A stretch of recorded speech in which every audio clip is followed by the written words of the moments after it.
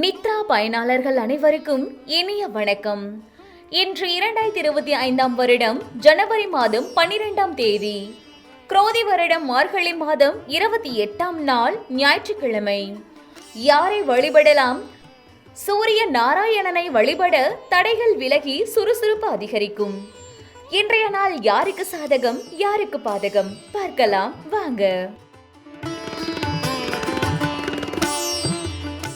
மேசராசி அன்பர்களே, தன்னம்பிக்கையுடன் புதிய முடிவுகளை எடுப்பீர்கள்.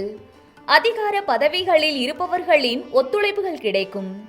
இழுபறியான பணிகளை செய்து முடிப்பீர்கள்.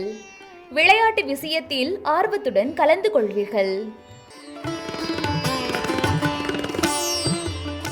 ரிஷபராசி அன்பர்களே, வியாபார பணிகளில் நெருக்கடிகள் குறையும். உங்கள் கருத்துக்களுக்கு உண்டான மதிப்புகள் கிடைக்கும். கணவன் மனைவிக்கிடையே ஒற்றுமை அதிகரிக்கும்.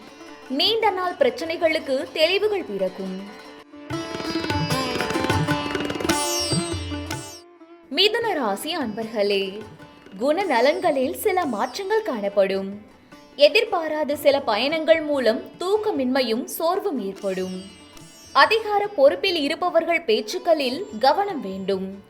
புதிய தொழில்நுட்ப கருவிகள் மீதான ஆர்வம் மேம்படும். கடகராசி அன்பர்களே, குழந்தைகளின் எண்ணங்களை புரிந்து கொள்வீர்கள். நீண்ட நாள் ஆசைகள் நிறைவேறும்.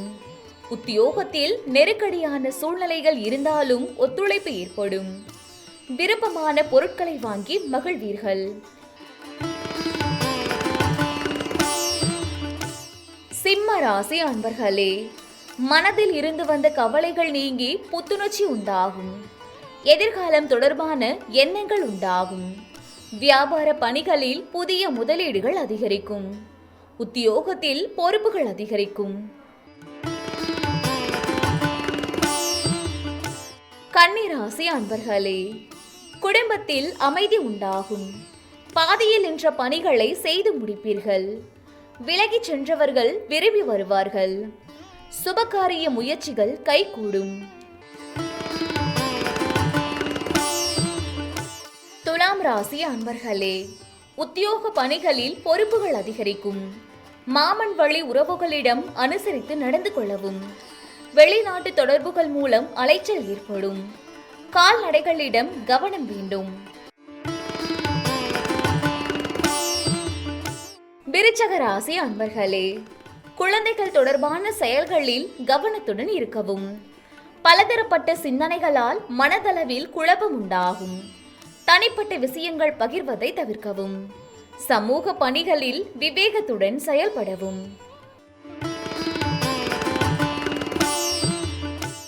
தனுசு ராசி அன்பர்களே, நண்பர்களின் சந்திப்பு புதிய நம்பிக்கையையும் மகிழ்ச்சியையும் ஏற்படுத்தும். ஆரோக்கியம் தொடர்பான சில இன்னல்கள் குறையும். உத்தியோக பணிகளில் பொறுப்புகள் மேம்படும். சாதுரியமான பேச்சுக்கள் மூலம் புதிய வாய்ப்புகளை உருவாக்கிக் கொள்வீர்கள். மகர ராசி அன்பர்களே, விவாதங்களில் எதிர்பார்ப்புகள் நிறைவேறும்.